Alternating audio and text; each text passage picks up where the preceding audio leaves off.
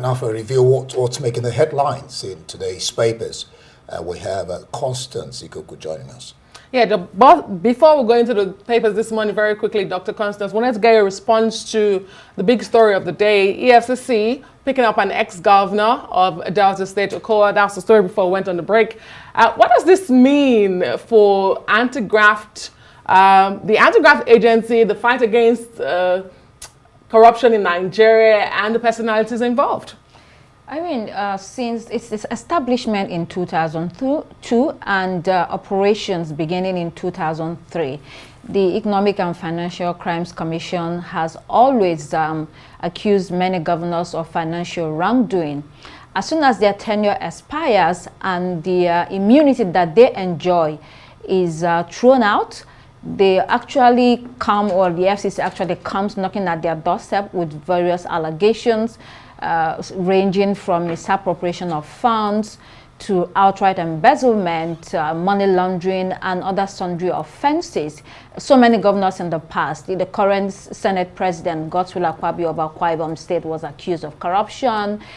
You had Ayofaish of Ekiti State, Atahiru Bafarawa, Sokoto State. We have, Sule Lamido, Jigawa State, Gabriel Suswam, Benue State, many of them. But now watch this. In its 21-year history of fighting corruption, the EFCC hasn't been able to, get at least 10 convictions of these former governors. Now, that suggests two things. It's either that it's quick to accuse governors of corruption without concrete evidence in order to nail them, which means that it usually doesn't have a watertight case, and that's one of the reasons why it's often accused of media trial and tarnishing the image of people, or that some of the governors are able to, at the end of the day, find their way out of these cases. Whichever it is, Okowa is now in their net. He's accused of diverting 1.3 trillion naira, which is a lot of money. It's part of 13% derivation, 40 billion naira being probed for shares he bought in natural gas companies, and other monies he diverted or allegedly diverted to buy houses, estates in Abuja and Asaba. He will have his day in court in order to defend himself, but this raises the question of credibility and culpability of those that are entrusted with public funds, management of the funds of the country. And finally, you will see that there is a connection between this mismanagement of funds and the level of public services and utilities that we have in this country and the current or general state of affairs. Once there is mismanagement of funds, there is that frustration that the government is unable to prevent this, and at the end of the day, sort of stop it from happening. It's a source of frustration for many Nigerians. Oh, you're deemed not guilty until presumed innocent until you're found guilty. You have 6 governors who have been to prison. You have Ibori, you have Ojis Akalo, current senator, you have Ibinedion. Then, of course, Yame and Darie, former governor of Plateau State, were pardoned.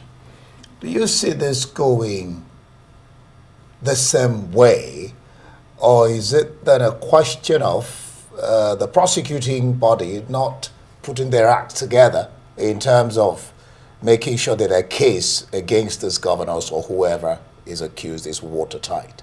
Well, we'll wait and see. There have been accusations against the EFCC itself.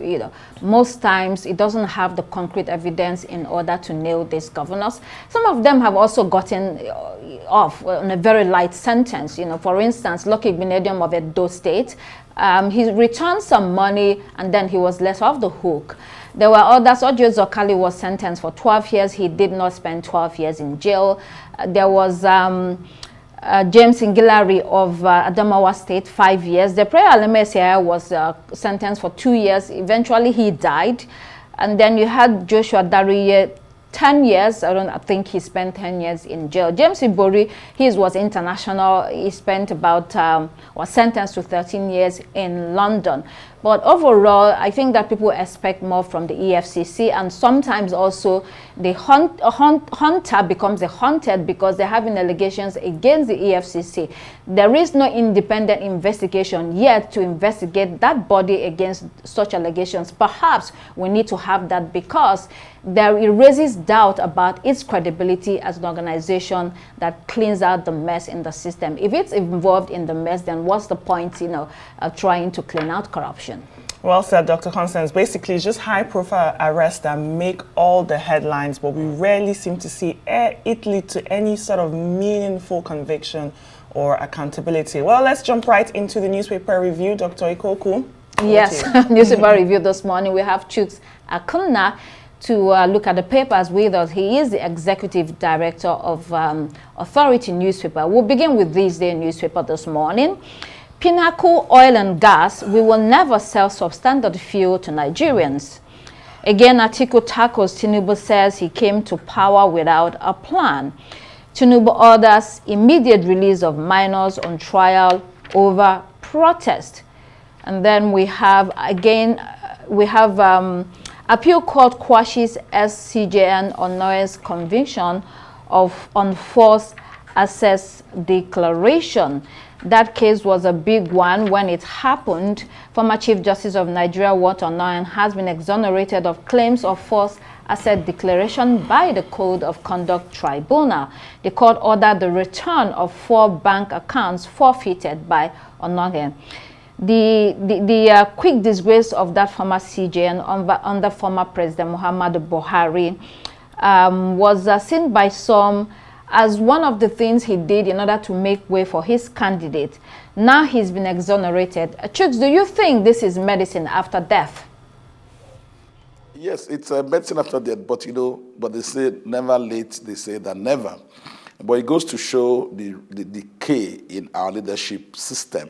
At the time when Justice Onoye was being tried, a lot of Nigerians raised their voices, that this is not proper. And yesterday, after several years of persecution, if you allow me to use that word, former Justice CJN Walter Onoye was let off the hook. But imagine the untold embarrassment, imagine the untold humiliation the man suffered. Imagine had Onoye died before yesterday, what would have happened, and several other issues. But it goes to show that power is transient, and it also goes to show the kind of witch hunt, the level to which former President Muhammadu Buhari went to witch hunt a particular individual because he had, it was a gross abuse of office on the hand of the former President Muhammadu Buhari. It also shows how vulnerable our systems are. If a man who was the prime judicial officer in Nigeria could so easily be removed, it goes to show you how weak our institutions are in Nigeria. That case, Onoye's case, speaks to the abuse of power and the contempt of the judicial system and the judicial arm by the executive arm of government. It also contributed to the destruction of the judiciary, didn't it? Well, the point was that Onoye did appeal because as far as he was concerned, and as was talked about then, that it was wrong for the CCT, Code of Conduct Tribunal, not to go through the NGSC, which is responsible for judges' discipline. But by and large, the government, led by Minister of Justice, Fawemi, and of course, Awomolo on the side defending Onoye, they came to an agreement. And today, he is a free man. His 4 accounts have been returned to him. This case has lasted for 5 years.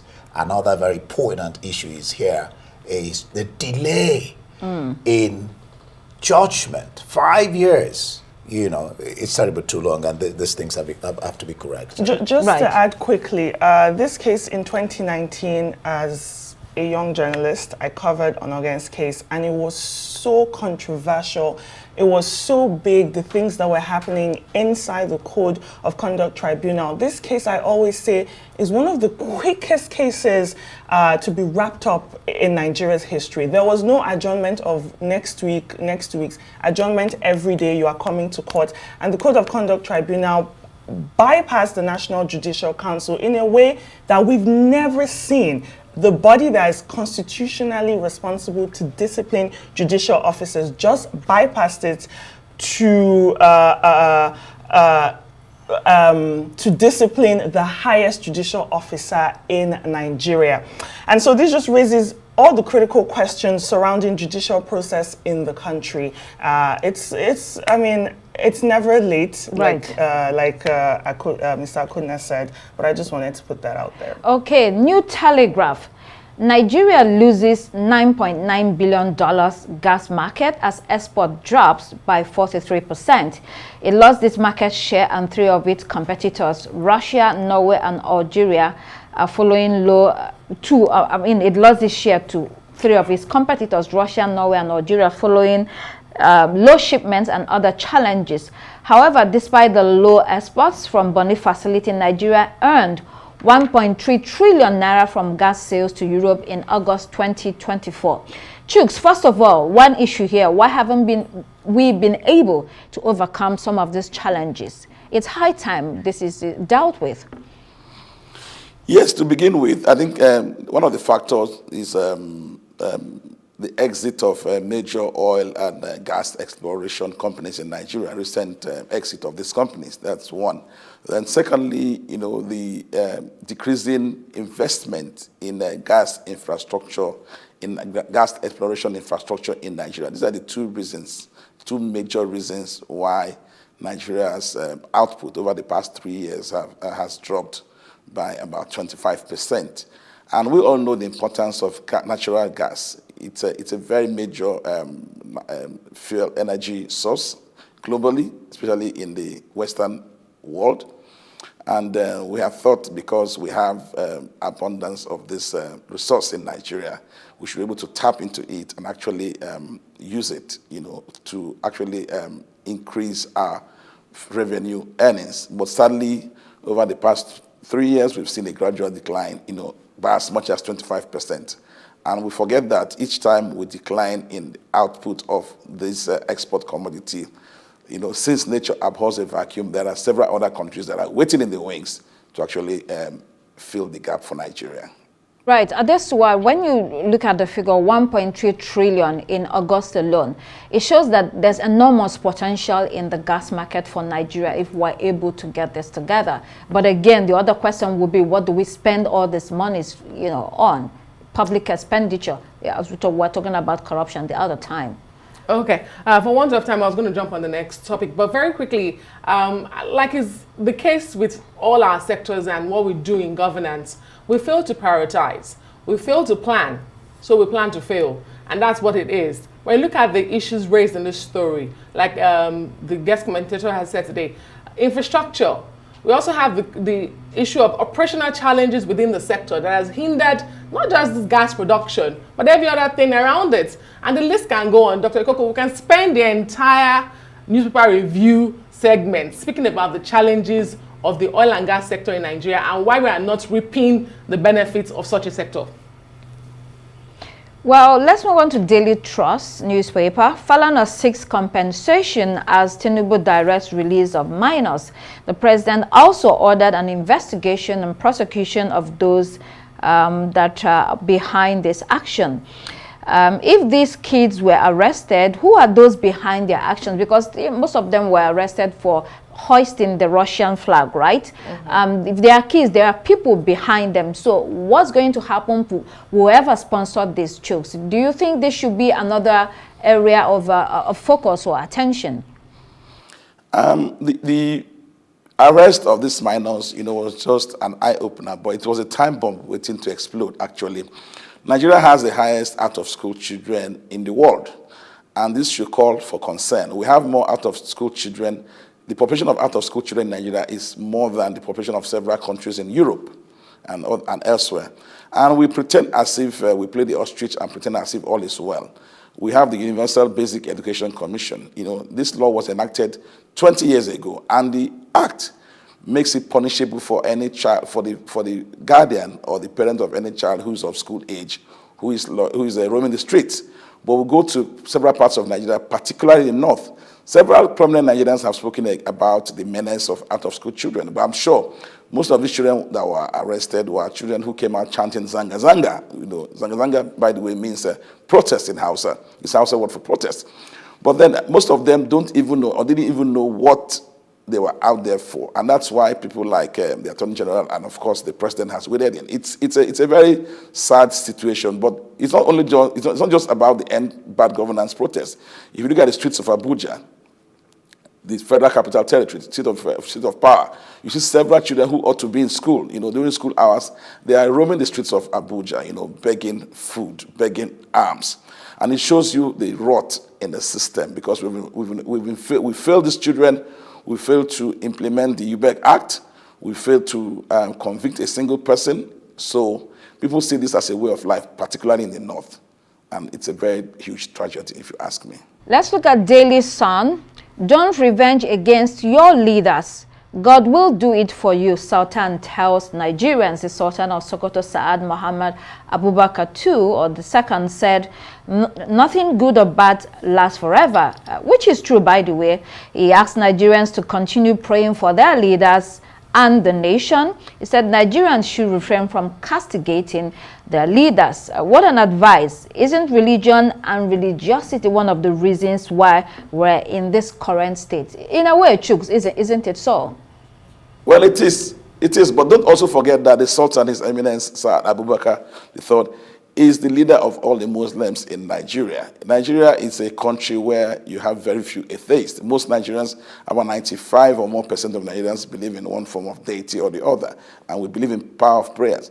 So you wouldn't expect, I mean, what Sultan said is within his power, within his rights to say that. He's the leader of the Muslims, and he's the number one Muslim in Nigeria, if you ask me. So, and the Bible and the Quran admonishes adherents to actually pray for their leaders. Because if we do not pray for leaders, the pressure that leaders go through in Nigeria, I mean, you know, I've been in government, I know how tough it is for most leaders. Most leaders don't sleep until 5 o'clock in the morning, I'm very sure of that. You know, and kind of, if any leader in Nigeria who gets 100 calls in a day, out of the 100 calls, 99 of those calls are not altruistic, if you ask me. So there's tremendous pressure on leaders in Nigeria. And I align with the position of the Sultan that we should pray for them. Yes, we have to also call them to order, but then we should not be unmindful of the pressures that these guys go through. Well, you've just confirmed that there's a lot of ceremony that goes on in government without actual work, you know, really. So people, you know, wake up the whole night and they're actually not doing the work. Well, let's move on to Daily Mail this morning, the international headlines. Now, that's what you call a U-turn. Students face, you know, they're going to be paying more pounds a year after Sir Keir Starmer broke another promise yesterday in a fresh attack on the middle classes. This article says the government announced that university tuition fees will rise to more than £9,500. While Brits, I guess they are welcome to the world of foreign students who have to pay a lot more for British education. With an attack on migrants, a wobbling economy, and budget deficit, everybody now has to pay higher. Ndi, what's your take on that? Well, the point here is that I think people should take the word promise seriously. Don't promise what you cannot do, because then this borders on trust and integrity. Because if you promise, whether the situation around why you did promise is not helping matters, that's inconsequential, because the people you're promising, you're making a fool of them, and you're going to pay for it. Like one of the Tory members said, his fear is that the Labour Party stalwart said his fear is that during the next election, Labour is going to pay dearly for it. And that's the only way that voters or the electorate can get back to you, get their own of you. So for whatever reason, the point is, if you can't promise, if you can't fulfill the promise, don't make it. Simple. Right. I mean, Okay. Dr. Okowa, I think quickly, when you just said what you said about international students, I think when I read that story at first, that was the first thing that came to my mind.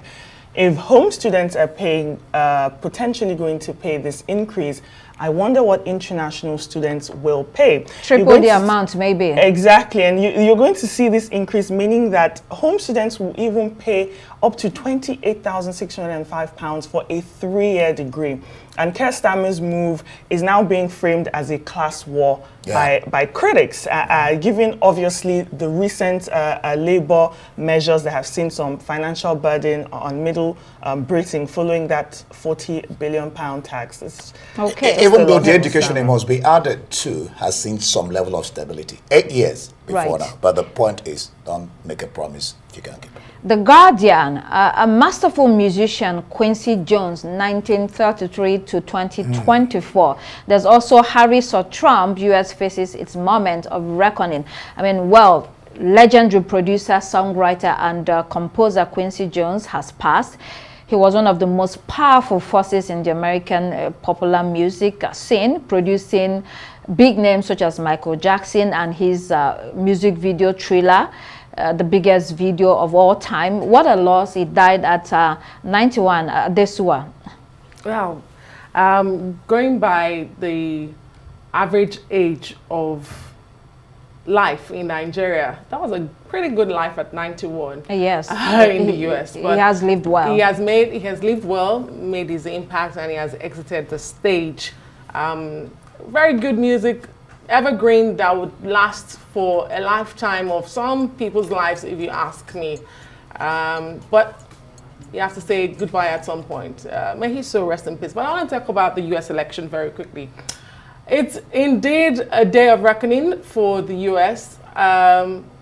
Either way, history will be made in whatever way you look at this election. Should Trump win, it's going to be the first convicted felon to become the US president. And like our correspondent rightly put it earlier, Rotimi Kade from New York, he says it will be the greatest comeback of a politician to win the election. On the other hand, if Kamala Harris wins, it will be also historic as the first woman of color to be the US president. So fingers crossed. The world is waiting with bated breath to see the decision that Americans make, and only Americans can make that decision today. Let's quickly look at Daily Graphic. Coming to peaceful elections, Burihane urges stakeholders. Elections are coming up in December, so they're asking politicians to conduct themselves properly. Then Citizen South Africa, school race round not over. According to this article, a recent report by the Thabo Mbeki Foundation dismissing racism claims at the Pretoria Girls High School has been challenged. The Department of Education in Gauteng released a report finding a selective application of discipline appointments based on race. The racism in the school, or racism row, is far from over.